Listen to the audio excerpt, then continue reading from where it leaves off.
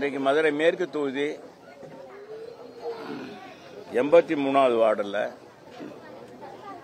மாநகராட்சி 83வது வார்டில் சோலை அழகுபுரம் ஜானகி நகர் பள்ளம் இபி அலுவலகம் பின்புறம் இங்கே வந்து புதிய பழைய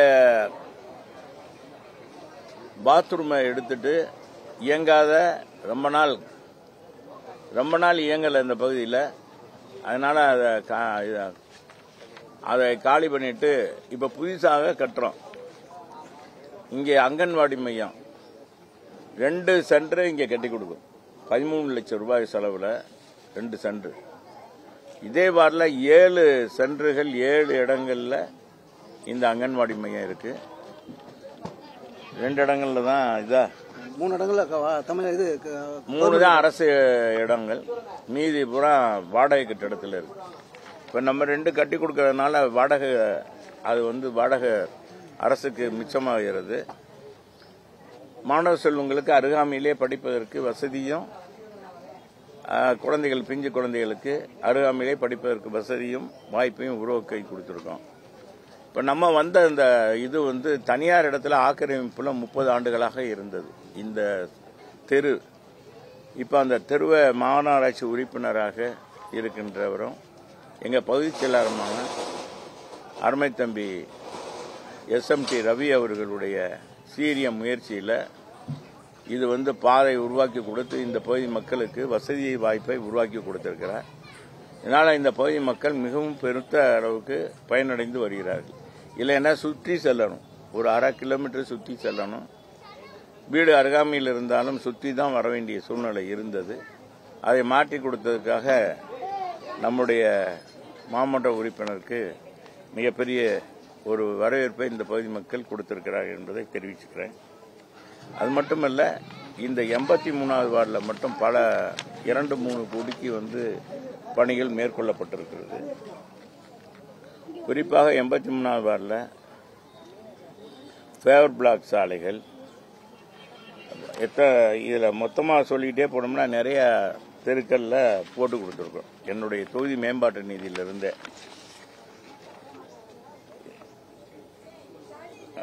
இங்க ஒரு ஆரம்ப சுகாதார நிலையம் இருக்கு. புதுசா அந்த ஆரம்ப சுகாதார நிலையத்துக்கு புதிதாக கட்டிடம் கட்டி தரைத்தளம் முதல் தளம் 2ம் கட்டி கொடுத்து இந்த பகுதி மக்களுக்கு, அதுவும் ஜெயந்திபுரம் மக்களுக்கே ஒரு பயனுள்ளதாக அந்த 4 வார்டுக்கும் 4 மாநகராட்சி வார்டுகளுக்கும் பயனுள்ளதாக இருக்கிறது. நிறைய பயனாளிகள் பயனடைந்து செல்கிறார் என்பதையும் பெருமையோடு தெரிவிச்சுக்கிறேன். அதே மாதிரி இந்த பகுதியில் வாழுகிற 973 குடியிருப்பு இவங்களுக்கு நீண்ட நாள் பத்திரம் கிடைக்காம இருந்தது.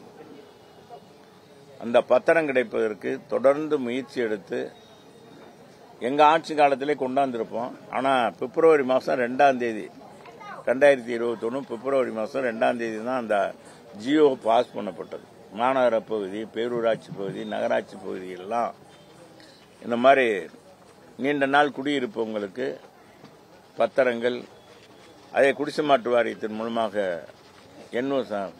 தடையில்லா சான்று வழங்கி அவங்களுக்கும் பட்டா வழங்குவது என்ற பணிகள்லாம் எங்க ஆட்சியில அந்த சட்டத்தை முதலமைச்சராக இருந்த எங்க கழக பொதுச் செயலாளர் எடப்பாடியார் கொண்டு சட்டமன்றத்தில் ஏகமானதாக நிறைவேற்றப்பட்டது.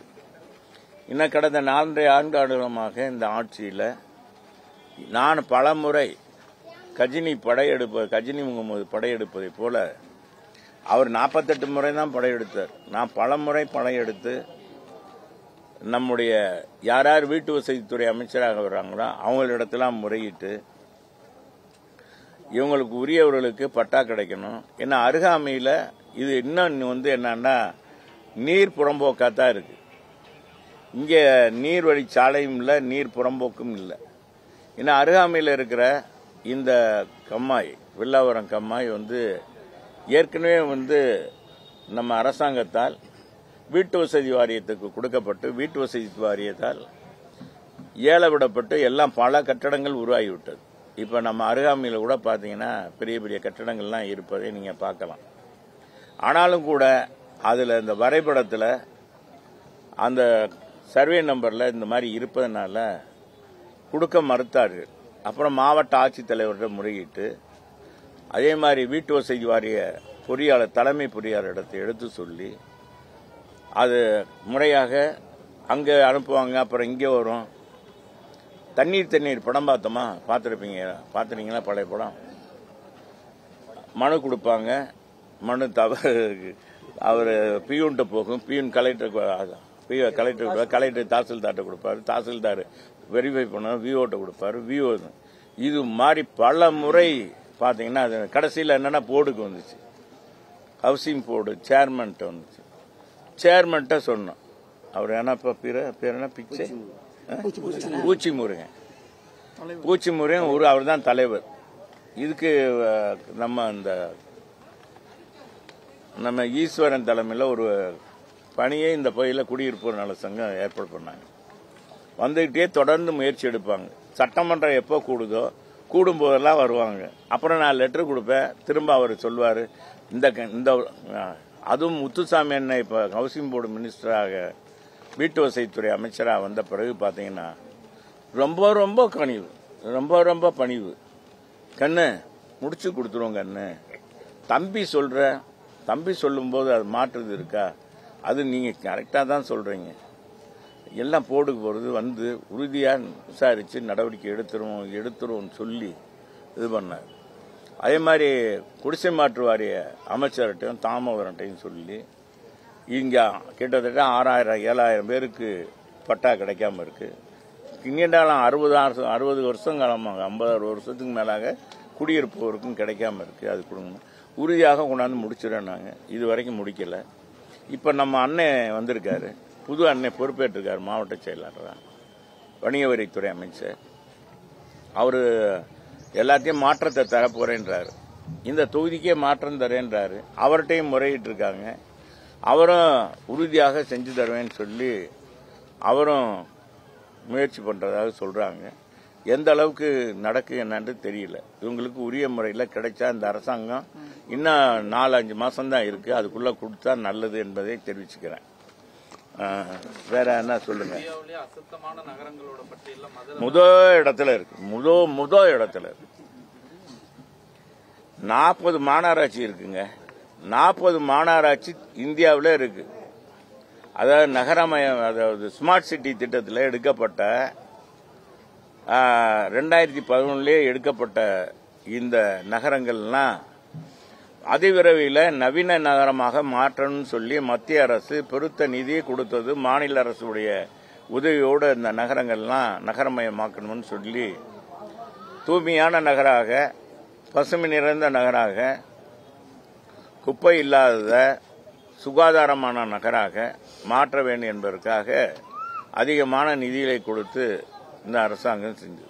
எங்கள் ஆட்சி இருக்கந்தொட்டிக்கு நாங்கள் அதை செஞ்சோம், கடைபிடித்தோம். இப்போ மதுரையில் பார்த்தீங்கன்னா எங்கே பார்த்தாலும் இந்த கட்டடங்கள் உங்களுக்கு தெரியும், சாலை வசதிகள்.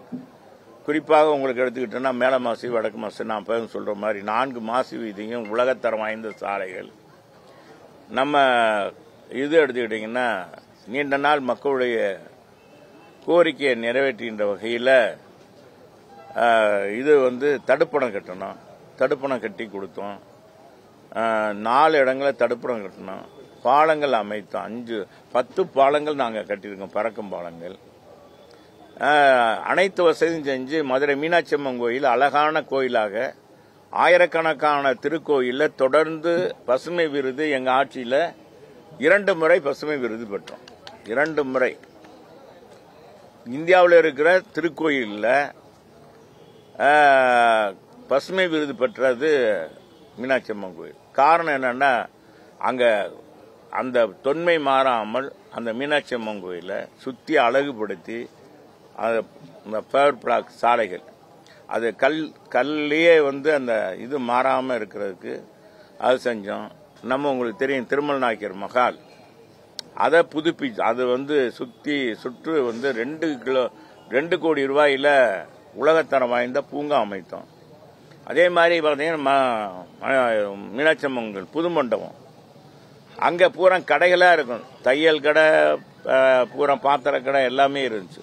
நிறைய பேருக்கு அம்மா என்னங்கம்மா இருந்துச்சு இல்லம்மா, நிறைய பேர் இது சித்திரத்திலாக்கு வர்றவங்கலாம் அந்த இது எடுப்பாங்க, டவுசர், இதெல்லாம் தண்ணி பீச்சு எடுக்கிறதுக்கு அங்கதான் போய் ட்ரெஸ் தப்பாங்க. ஒரு திடீர்னு ஒரு விசேஷம்னா அங்க போய் தச்சுட்டு வந்துடுவாங்க. அந்த மாதிரி நிறைய. என்னங்கம்மா, உண்மைதானே நான் சொல்றது? செல்லூர் ராஜு சும்மா சொல்றான்னு சொல்றேன், உண்மைதான். பாத்துக்கங்க. அவங்களுக்கெல்லாம் அங்க இருந்த கடைக்காரவங்க எல்லாம் மாத்தி பக்கத்துல கருப்பட்டி சத்திரம் 42 கோடி ரூபாயில புதிய கட்டடம் கட்டி இங்க இருக்கிறவங்களுக்கு எல்லாம் அந்த வணிகர்கள் பாதிப்பு ஏற்படக்கூடாது, உடனடியாக மாற்றி அவங்களுக்காக அந்த இடங்களை கொடுத்து அது குலுக்கல் முறையில் தேர்ந்தெடுத்து எந்த அரசியலும் குறுக்கீடும் இல்லாம செஞ்சோம். உங்களுக்கு தெரியும் இன்னைக்கு அது எவ்வளவு தூரம், எவ்வளவு சிறப்பா. ஆனா அதுக்கடுத்து வந்த அரசாங்கம் இது வரைக்கும் பாத்தீங்கன்னா அந்த இதை வசந்தராயர் மண்டபம் அதை அமைக்க எங்க காலத்திலே கல்லெல்லாம் எடுக்கப்பட்டது. கல்லெல்லாம் இது பண்ணி பூமி பூஜை போட்டு கல்லை எடுத்துட்டு வந்தோம். எடுத்துட்டு வரக்கு எல்லா பணியும் செஞ்சோம். 4.25 வருஷம் ஆச்சு, இது வரைக்கும் அந்த வசந்தராயர் மண்டபம் கட்டலை. அப்புறம் இப்போ குடமுழுக்குன்னு அமைச்சர் சொல்லியிருக்கிறாரு. அதுல இப்ப அங்க இருக்கிற குருக்கள் மற்ற இவங்கெல்லாம் என்ன இந்துக்கள் என்ன அதனுடைய இவங்கெல்லாம் என்ன சொல்றாங்கன்னா அந்த வசந்தராயர் மண்டபம் சீரமைக்காம குடமுழுக்கு நடத்தக்கூடாதுன்னு சொல்லியிருக்காங்க. எதிர்ப்பு வலுத்து இருக்கிறது. ஆனா இன்னும் பணி என்ன செய்யறாங்கன்னு தெரியல. கட்டடங்களாம் இதெல்லாம் பண்ணியிருக்காங்க, பூச்சி வேலையெல்லாம் நடக்குது. இதுதான் இன்னைக்கு பாத்தீங்கன்னா இந்த இது முதல் இடத்துல அசுத்தமான நகரத்துல 40 நகரத்துல மதுரை. எங்க காலத்துல பசுமை விருது பெற்றோம் நாங்க, எங்க ஆட்சி காலத்துல. அதை பார்க்கணும், பசுமை விருது பெற்றோம். இன்னைக்கு பாத்தீங்கன்னா முதல் இடத்துல அசுத்தமான நகர்ல 40 மாநகராட்சியிலும் அசுத்தமான நகராக தூய்மை நிறைந்ததா, பொல்யூஷன் நிறைந்ததா, குப்பைகள் நிறைந்ததாக, சுகாதார கேடு நிறைந்ததாக மதுரை மாநகராட்சியை இன்னைக்கு கணக்கில் எடுத்திருக்காங்க. இது அரசியல் காழ்ப்புணர்ச்சிலாம் இல்ல, இதுக்குன்னு ஒரு குழு அமைத்து அதை எடுக்கிறாங்க. இதுல சென்னை மாநகராட்சி எடுத்தா ரொம்ப அது 4வது இடத்துல இருக்கு. அசுத்தமான நகரங்கள்ல எவ்வளவு மோசமாக இந்த ஆட்சியுடைய நிர்வாகம் எவ்வளவு சீர்கேடாக இருக்குது என்பதற்கு எடுத்துக்காட்டு. அது மட்டுமல்ல, குதிரையும் குப்பரை தள்ளி விட்டுட்டு குழி பறிச்ச கதையா இப்ப 200 கோடி மக்களுடைய வரி பணம் இந்த மாநகராட்சி கொள்ளையடித்திருக்காங்க. அதை கொள்ளையடிக்கப்பட்ட அந்த ரூபாயை மீட்டெடுக்கணும். யார் யார் இது பண்ணாங்க? சாதாரண கட்டடம், குடியிருப்பு ஒரு வீட்டுக்கு கொடுக்கிற கட்டடத்தை வணிக கட்டடங்கள், திருமண மண்டபத்துக்கு, அடுக்குமாடி கட்டடத்துக்கெல்லாம் அந்த கட்டடத்தை நிர்ணயம் பண்ணியிருக்காங்க அப்படின்னு கண்டுபிடிச்சு இது தொடர்ந்து மாநகராட்சி மாமன்ற உறுப்பினர்கள் சோலைராஜா, இங்க இருக்க தம்பி SMT ரவி, மாமன்ற உறுப்பினர், எங்க மாமன்ற உறுப்பினர் 15 பேரும், வேற யாருமே, எத்தனை எதிர்கட்சி இருக்கு பாருங்க, திமுக கூட்டணி கட்சியா இருக்க காங்கிரஸ் சரி, கம்யூனிஸ்டும் சரி, யாருமே அழுத்தம் கொடுக்கல. 1 வருஷம் 1.5 வருஷமா போராடி கடைசியில பத்திரிகைலாம் ஊடகங்கள்லாம் நாங்க போய் அது அதிமுக மாநகர் மாவட்ட கழகமா எடுத்து ஆணையாளர்லாம் பெட்டிஷன் கொடுத்தோம். இதுக்கு முன்னால இருந்த ஆணையாளர், அவர் பேர் என்னவா, தினேஷ்குமார், அவருடைய பெட்டிஷன் கொடுத்த அவரும் ஒரு குழு போட்டு ஆராய்ந்ததன் அடிப்படையில் மாநகராட்சி ஆணையாளரிடம், காவல்துறை ஆணையாளரிடம் போய் அவர் மாநகராட்சி ஆணையாளர் பெட்டிஷன் கொடுத்ததன் அடிப்படையில் வழக்கு பதிவு செய்யப்பட்டு நீண்ட நாள் நிலுவையில் இருந்தது. நாங்கள் சொன்ன பிறகுதான் அழுத்தம் கிடைத்தது. அப்புறம் நாங்கள் போராட்டம் ஆர்ப்பாட்டம் பண்ண பிறகு பார்த்தீங்கன்னா 4 பேர் 5 பேர் மண்டல தலைவரை ரிசைன் பண்ணாங்க. அதில் ஈடுபட்டிருக்க 19 பேர் கைது செய்யப்பட்டாங்க. உண்மையானவங்க விடுவிக்கப்பட்டாங்க. அதில் மேயருடைய கணவரே கைது செய்யப்பட்டு அவர் சிறைச்சாலைக்கு அனுப்பப்பட்டார். இருந்தாலும் பார்த்தீங்கன்னா மாநகராட்சி மேயராக அந்த மேயர் தொடர்ந்தார். அதன் அடிப்படையில் பார்த்தீங்கன்னா என்ன, மாநகராட்சி மேயராக அவர் தொடர்ந்தாலும் கூட நாங்கள் தொடர்ந்து எங்கள் அதிமுக சார்பாக ஒரு ஊழல் மேயர் தலைமையில் மாநகராட்சி நடப்பது சரியா இருக்காது, மக்களுடைய வரிப்பணம் கொள்ளையடிக்கப்பட்டிருக்கு, அதுக்கு நீதி வேணும், நீதி கேட்ட மதுரையில் நீதி வேணும், மதுரை மக்களுடைய வரிப்பணம் திரும்ப மக்களுக்கே கிடைத்தாகணும், மாநகராட்சி கிடைத்தாகணும், முறையாக ஆய்வு செய்யணும்னு உயர்நீதிமன்றத்தில் வழக்கு தொடுத்ததன் அடிப்படையில் உயர்நீதிமன்ற நீதி அரசர்கள் நீதியரசர் அந்த வழக்கு விசாரித்து இப்ப தென்மண்டல ஐஜி தலைமையில் ஒரு குழு போட்டு அந்த குழு விசாரிச்சுக்கிட்டு இருக்கும்போது 5 மண்டல தலைவர் ரிசைன் பண்ணிட்டாங்க. இப்ப என்னன்னா ரிசைன் பண்ணிட்டாங்க. 2 நிலைக்குழு தலைவரும் இல்ல, ஒருவர் உள்ள போய் இப்பதான் வெளியே வந்திருக்காரு. இப்ப என்னன்னா மேயரும் இல்ல. இப்ப ஒரு குழு அமைத்து இது என்ன சொல்லிட்டாங்க, நீதி அரசர் இது எல்லாம் முறையாக திரும்ப மறு ஆய்வு செய்யணும். வரி விதிப்பு எல்லாம் மறு ஆய்வு செய்து யாருக்கு கூட போட்டிருக்காங்க, வீட்டு வரி வணிக கட்டடங்களுக்கு யாரு ஹவுசிங் ரெண்ட ஹவுஸ அதுக்கான போடுற வரியை போட்டிருக்காங்க, குடியிருப்போருக்கான வரியை யார் போட்டிருக்காங்கன்னா கண்டறியன்னு சொல்லும்போது மண்டல தலைவர் பிரதிநிதி இல்லாதனால அதிகாரி தலைமையில் இயங்குறதுனால அந்த பணியும் முடியவே இல்லை. மாநகராட்சி எந்த அளவுக்கு மோசமாக நடக்குதுன்னு பாருங்க. ஆக 200 கோடியும் சுவாகா பண்ணிட்டாங்க. அதை மீட்டெடுக்கிறதுக்கு எந்த பணியும் செய்யல. இப்ப அதிகாரிகளுடைய கையில் இருப்பதுனா அதிகாரிகள் மூலமாக அதை கண்டறிய முடியாத சூழ்நிலை இருக்கு. இப்படிப்பட்ட மாநகராட்சியாக மதுரை இருக்கு. அதனாலதான் சுகாதார கேடு. இன்னைக்கு பாத்தீங்கன்னா தூய்மை பணியாளர் போராட்டம் பண்றாங்க, ஆர்ப்பாட்டம் பண்றாங்க. நிரந்தர பணியாளராக அரசு பணியாளர் ஆக்கும்னு சொல்லிட்டு இப்ப அவங்கள இன்னைக்கு ஒப்பந்த பணியாளராக கூட பணியாற்றுறதுக்கு இந்த அரசாங்கம் அனுமதி வழங்கல.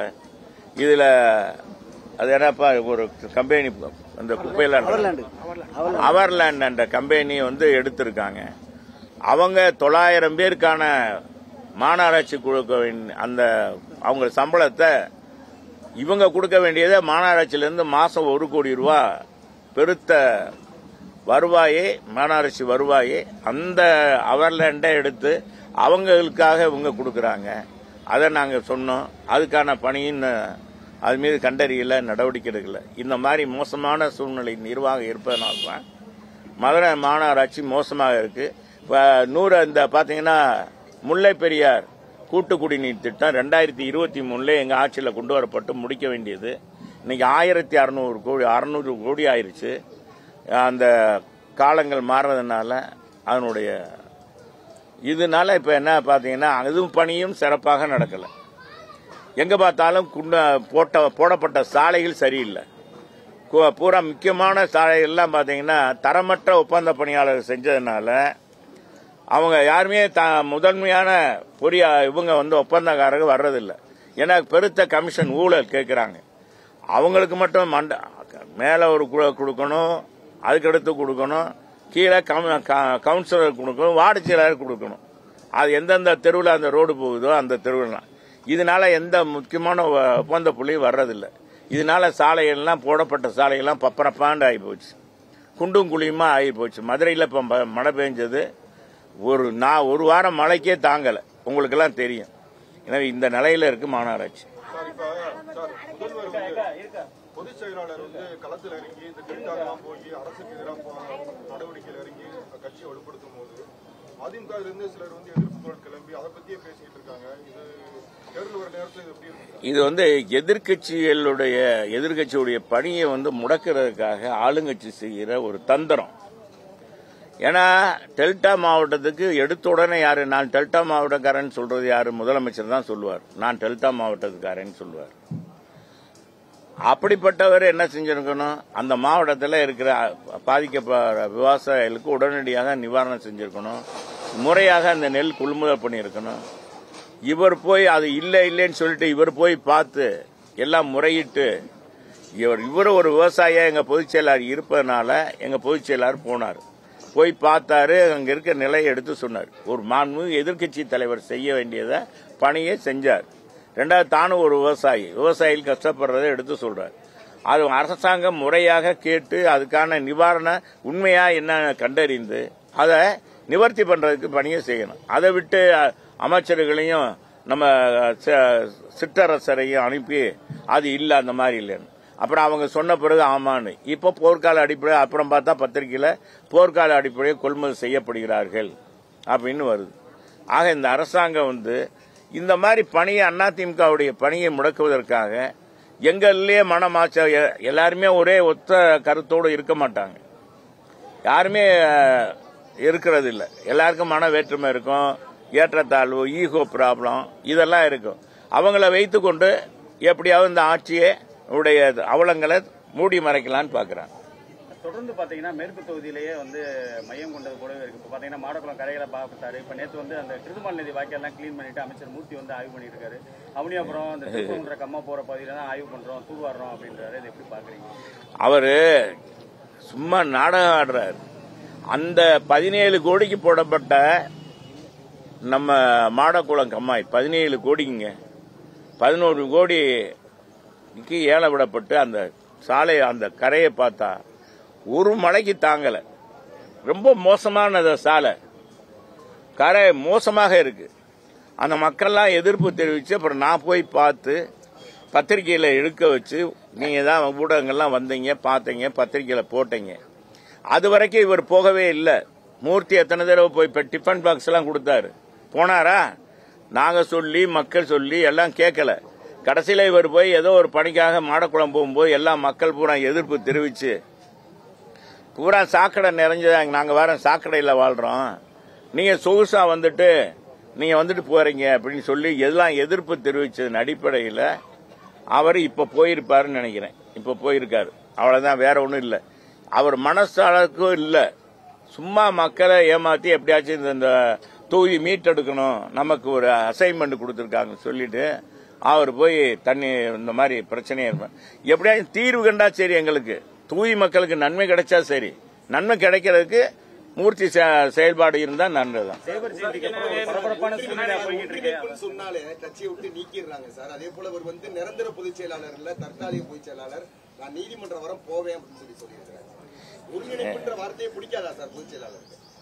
அப்படி இந்த மாதிரி வித்தண்டம் விதமா கேட்கக்கூடாது. அதாவது என்னங்க, ஒரு பொதுச் செயலாளர் ஒரு கட்சியினுடைய தலைவர்னா, இப்ப நான் மாவட்ட செயலாளர், எனக்கு கீழே தலைவர் இருக்காரு, துணை செயலாளர் இருக்காரு, பொருளாளர் இருக்காரு, இணைச் செயலாளர் இருக்காங்க, துணை செயலாளர் இருக்காங்க. நான் சொல்ற பிரகாரம் நடந்தா தான் சரியா வரும். என் கூட இருந்துகிட்டு எங்க அவைத்தலைவர் எனக்கு இது பண்ணாருன்னா, நான் சொல்ற கருத்தை எடுத்து சொன்னாதான் மாவட்ட நிர்வாகம் சிறப்பாக கட்சி நடத்த முடியும். அது இல்லாம ஒரு இது பண்ண முடியாது. அது மாதிரி ஒரு மாபெரும் இயக்கத்தில் அவர் முதலமைச்சர், அவர் பொதுச் செயலாளர் ஆக்குறதுக்கு எல்லாரும் தான் பாடுபட்டாங்க. இதே இப்ப நீங்க நீங்க யாரை நோக்கி சொல்றீங்களோ, அது செங்கோட்டையன் தான் கை தூக்குனவர், ஒற்றை தலைமை வேணுன்றவர், பொதுச் செயலாளர் ஆக்கணும்னவர் அவர் தான். அப்புறம் இன்னைக்குன்னு என்ன வந்துருச்சு, என்ன ஒன்றுபடுது, பொதுச் செயலாளர் இந்த கட்சிக்கு எது நல்லதோ அதை செய்கிறார். அவர் தலைமையில நம்ம போகும்போது இந்த நேரத்தில் நமக்கு யார் எதிரி? நமக்கு திமுக எதிரி. திமுக எதிரின்னா நமக்கு அவங்களுக்கு என்ன நிலத்தகராறா? ஒன்னும் இல்ல. திமுகவுக்கு அண்ணா திமுக நிலத்தகராறுலாம் ஒன்னும் இல்ல. மக்கள் விரோத ஆட்சி திமுக எப்ப ஆட்சிக்கு வந்தாலும் சரி, மக்கள் பணி செய்யாம அவங்க வாரிசு அரசியல முன்னெடுப்பாங்க. ரெண்டாவது என்னன்னா, பெருத்த ஊழல், கீழே இருந்து மேல வரைக்கும் ஊழல் நடக்கும். ஊழல் நடக்குதுன்னு நாள்தோறும் பத்திரிகையில நீங்களே போடுறீங்க, பத்திரிகையில காமிக்கிறீங்க. நிர்வாகம் மோசமாக இருக்குன்னு நீங்களே சொல்றீங்க.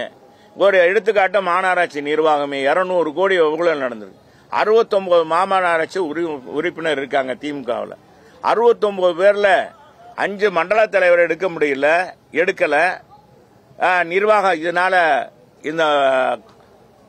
மறு சீராய்வு, வரி சீராய்வு நடத்த சொன்ன நீதி அரசரையும் இவங்க இன்னைக்கு நீதி அரசரையும் மதிக்கல, நீதிமன்றத்தையும் இந்த ஆட்சியாளர் மதிக்கல, நிர்வாகம் மதிக்கல. ஏன்னா இன்னைக்கு எப்படி அதிகாரிகளை வச்சுட்டு எப்படி போய் எடுக்க முடியும்? வீடுகள்லாம் பிரதிநிதி இருந்தா தானே முடியும், செய்யல. ஆக இந்த நோக்கத்தில் திமுகவை வீட்டுக்கு அனுப்பணும்னு மக்களும் நினைக்கும் போது, இன்னைக்கு இருக்கிற நோக்கத்தில் நமக்கு ஒரே இது என்ன பார்வை, திமுக எதிர்க்கணும். அந்த பார்வையில் வந்தாங்கன்னா பரவாயில்ல. இந்த நேரத்தில் தன்னுடைய ஈகோவை போய் பயன்படுத்துறது தவறு. அதனால நடவடிக்கை எடுக்கிறாரு. இதுக்காக ஒருங்கிணைப்பதை அவர் பிடிக்காதா அப்படின்லாம் ஒன்றும் இல்லை. எத்தனை பேர் இப்ப எங்க இதுல இந்த பேராசிரியர் போனாரு, வந்தாரு, அவருக்கு பதவி போட்டு கொடுத்திருக்காரு. எத்தனை பேர் போனாங்க, வந்தாங்க, களத்துல பணியாற்றுறவங்க, அவங்க எல்லாம் கூப்பிட்டு தானே வச்சிருக்கோம். யாரு இந்த கட்சிக்கு நன்மை செய்வாங்களோ அவங்கள வச்சுக்கிட்டு பொதுச் செயலாளர் நடத்துற. இதுதான் ஒரு கட்சியினுடைய தலைமையினுடைய பண்பு. ஒரு தலைமைன்னு உருவாக்கிட்டா அந்த தலைமை சொல்றதுக்கு கட்டுப்பாடு நடக்கணும். தலைவர்கிட்ட கேட்காம செய்யக்கூடாது. ஊடகங்கள் மூலமாக என்னுடைய கருத்தை சொல்லுவது எனக்கு கூட மன வருத்தம் இருக்கும். எனக்கே பல வருத்தம் இருக்கும். வருத்தம் இருக்குன்னா அதுக்காக நம்ம ஊடகத்தில் சொல்லிட்டு இருக்க முடியுமா? பொதுச்செயலாளர் பார்த்து முறையாக முறையிட்டு அது மாதிரி தான் செய்யணும். அப்படியும் செய்யலைன்னா அப்புறம் அமைதியாக இருந்துட்டு அப்புறம் எப்போ சொல்றாரு அப்போ கேட்கணும், அப்போ இது பண்ணணும். அதான் செய்யணுமே ஒழிய கட்சிக்கு விரோதமாக புரட்சி தலைவர் அம்மா உருவாக்கின இந்த கட்சி, வளர்த்தெடுத்த இந்த கட்சிக்கு பாதகமாக யாரை செய்தாலும் பொதுச்செயலாளர் நடவடிக்கை எடுத்தால் ஒவ்வொரு அதிமுக தொண்டனும் வரவேற்க செய்வாங்க. அதே மாதிரி நிர்வாகிகளும் வரவேற்கத்தான் செய்யறோம். அவ்வளவுதான். சார், இந்த வட்டம் வந்து சட்டமன்ற தேர்தலில் மேற்தொகுதியில் வந்து பாத்தீங்கன்னா சார், நீங்க உட்பட நட்சத்திர வேட்பாளர்கள், முக்கியமான வேட்பாளர்கள்லாம் ரொம்பவும் எதிர்பார்க்கக்கூடிய தொகுதியா மேற்கு தொகுதி இருக்கு சார். இந்த சூழ்நிலையில உங்களுடைய வெற்றி வாய்ப்பு எப்படி சார் இருக்கு? இன்னும் 6 மாசம் இன்னும் 6 மாசம் இருக்கு. எங்களை பொறுத்தவரைக்கும் மக்கள் தான் எஜமானர்கள். மக்கள் என்ன நினைக்கிறாங்கன்னா மக்கள்கிட்ட தான் நீங்க போய் கேட்கணும், எங்கிட்ட கேட்கக்கூடாது. உங்களுடைய ஏற்கனவே பணியாற்றி இருக்கிற செல்லூர் ராஜு நல்லா அவர் செயல்பாடு உங்களுக்கு பிடித்திருக்கா, இல்ல புதிதாக கொண்டு வர போறீங்க? திமுக, அதுவும் திமுகவில இருந்து கொண்டு வர போறாங்களா?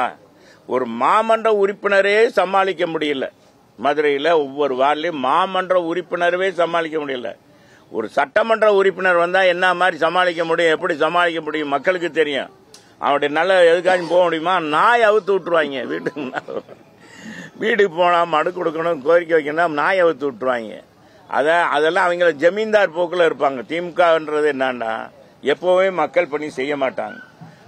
தேர்தலுக்கு முன்பாக இனிக்க பேசுவாங்க, தேர்தல் முடிந்த பிறகு அதே மறந்துடுவாங்க, மக்களையும் மறந்துடுவாங்க. எல்லாமே நம் நாடு படத்துல மாதிரிதான். நம் நாடு படத்துல சொல்லுவாரு, துரை உனக்கு அரசியலே பண்ண தெரியல. அவர் என்ன வெங்கராவு தான் சொல்லுவாரு, அரசியலே பண்ண தெரியல. ஏழைகிட்ட என்ன சொல்லணும், மக்களை காப்பாற்றான். மக்கள் பணக்காரன் உன்னை காப்பாற்றணும், மக்கள்கிட்ட ஓட்ட வாங்கணும். பணக்காரன்கிட்ட என்ன செய்யணும், ஏழைகிட்ட உன்னை காப்பாற்றணும், நோட்டம் வாங்கணும். கடைசியில் பதவிக்கு வந்துட்டோமா 2 பேர்த்தையும் மறந்துடணும், நம்ம வாட்டுக்கு நம்ம பணியை செய்யணும் அப்படின்னு. அதை தான் திமுக கடைபிடிக்கும். நம் நாடு படத்தில் வர்ற மாதிரி தான் திமுக எப்பவுமே. இப்ப இல்ல, அவங்க மாறவே மாறாத ஐயா, மாறாது மனமும் குணமும் மாறாதுன்னு மாதிரி. திமுக ஆட்சிக்கு வந்த மறுமுறை ஆட்சிக்கு வந்திருக்கா? ஒரு முறையாச்சும் மறுமுறை ஆட்சிக்கு வந்திருக்கா? தனித்தின்று ஆட்சிக்கு வந்திருக்காங்களா? நாங்க தனித்தின்று எங்க சாதனை சொல்லி மக்களை சந்திச்சு ஓட்டு வாங்கியிருக்கோம். தனித்து நின்று 2016 அதிமுக இது மாதிரி நின்று இருக்காங்களா? இப்ப ஏன் கூட்டணியை விட மாட்டேன்றாங்க, வலுவா பிடிச்சிட்டு இருக்காங்க. அவங்களுக்கு தெரியும் தனக்கு செல்வாக்கு இல்ல, திமுகவுக்கு செல்வாக்கு இல்ல. கூட்டணி பலத்தை சொல்லி மக்களை மாயத்தை உருவாக்கி நம்ம ஜெயிக்கணும். நம்ம அடிச்சு வச்சிருக்க நோட்டை கொடுத்து மக்களை ஏமாற்றி நம்ம ஜெயிச்சு வரணும். வந்துட்டு அப்புறம் இவங்களை ஒரு கை பார்த்துக்கிறோம். மக்களை எப்படி மக்களை ஒரு கை பார்த்துக்கிறோமோ அவங்கள பார்த்துக்கிறோம்னு சொல்லி செய்யறாங்க. யார் சொன்ன? அது இல்லங்க, ஒரு எக்ஸாம். நீ என்னங்க, நீ தேவையில்லாத நீ ஏதோ ஒரு டாபிக்கா போட்டு பிரேக் நியூஸ் போடுற. ஒவ்வொருத்தருக்கும் ஒரு மனுஷனுக்கு ஒரு மன வருத்தம் இருக்குன்னா என்னைய சொல்லல, செல்லூர் ராஜன் சொல்றாரு. அந்த மாதிரி ஒரு உதாரணம் என்ன சொல்றேன்னா, ஒவ்வொருத்தருக்கும் ஒரு மன வருத்தம் இருக்குன்னா மன வருத்தத்தை பொது வெளியில சொல்லக்கூடாது. அதுக்காக பொதுச் செயலாளருக்கு எகென்ஸ்டா இருக்கவங்க போய் அவங்களோட போய் இருந்து சும்மா வருவாங்களா? பொதுச் செயலாளர் அப்புறம் எப்படி நடவடிக்கை எடுக்காம இருப்பாரு? அதுக்காக சொன்னா நீங்க உடனே சொல்லு, அதை ஒரு பிரேக் நியூஸ்ல போட்டுறாங்க. அப்பா நீங்க ஒரு இதுக்கு சொல்றேன், ஒவ்வொருத்தருக்கும் ஒரு மனஸ்தாபம் இருக்கும், ஈகோ ப்ராப்ளம் இருக்கும். அதை பொது வெளியில காமிக்க கூடாது. அது பொதுச் செயலாளர் முறையாக முறையிட்டு அவங்ககிட்ட சொல்லணும்ன்றது சொல்றேன். என்னைய சொல்ல எனக்கு ஒன்றும் மன வருத்தம் இல்லை, என்னைய நல்லா தான் வச்சிருக்காரு. நாங்க இப்ப கூட மருதுபாண்டியர் சிலைக்கு அணைச்சு வந்தோம், நல்லா சிறப்பா மகிழ்ச்சியா கலந்துக்கிட்டு போனாரு. இந்த கரூர் சம்பவம் குறித்து அஜித் சொல்லியிருக்காரு, தனிப்பட்ட முறையில் அவர் மட்டுமே பொறுப்பாக மாட்டாரு, கூட்டம்லாம் வரக்கூடாது அப்படின்னு சொல்லி அஜித்தோட கருத்தை நீங்க எப்படி பாக்குறீங்க? நடிகர்கள் இவ்வளவு நாள் கழிச்சு அவர் சொல்றாரு, எதுக்காக சொன்னாரு என்னன்னு தெரியல. அவர் ஒருவேளை திரும்ப ஷூட்டிங் போறாருன்னு நினைக்கிறேன். ஏன் கார் ரேஸ் அது இதுல இருந்தாரு, இப்ப ஷூட்டிங் போறாரு. இப்ப அஜித் ஒரு சில பத்திரிகைகள் நீங்க தான் போட்டேன், அஜித் சினிமா உலகிலிருந்து விலகுகிறாரா அப்படின்னு இருக்கும். இப்ப ஒரு கருத்தை சொல்லி அவர் பேச்ச நீங்க எல்லாத்துலயும் போடுற மாதிரி ஆக்கிட்டாரு. அவ்வளவுதான், வேற ஒண்ணு இல்லை. மேற்கு தொகுதி தற்போதைய நிலை எப்பவும் போலதான் இருக்கு. மக்கள் நல்லா தான் இருக்காங்க. என்னம்மா நல்லா இருக்கீங்களா? என்னம்மா அவங்கள்ட்ட கேளுங்க. ஏன் மக்களுடைய நிலையை எங்கிட்ட கேட்க கூடாது? மக்கள் என்ன சொல்றாங்கன்னா, மக்கள் தான் எங்களுக்கு எஜமானர்கள். இப்ப கூட என்ன சொல்றாங்க, உங்க கூட்டணி பலம் இல்ல, எங்கட கூட்டணி பலமும் இருக்கு, மக்கள் பலமும் இருக்கு அதிமுகவுக்கு. அதனாலதான் பொதுச் செயலாளர் இறங்கி கோல் அடிக்கிறார், இறங்கி சிக்ஸர் அடிக்கிறார், வர்ற பாலெல்லாம் சிக்ஸர் அடிக்கிறார். பாருங்க, இந்த மாதிரி ஒரு சூழ்நிலை திமுக வந்து இது நடவடிக்கை எடுப்பாங்களா? சும்மா இறங்கி பொதுச் செயலாளர் வந்து இறங்கி சிக்ஸர் அடிக்கிறார். யாரும் கட்சிக்கு விரோதமாக யார் செயல்பட்டாலும் அவங்க நடவடிக்கை எடுப்பேன்னு சொல்லி நடவடிக்கை எடுத்துட்டு இருக்காரு. இதுல நம்ம அவர் பாராட்டணும்ல, அதை பாரு, சரிதானே?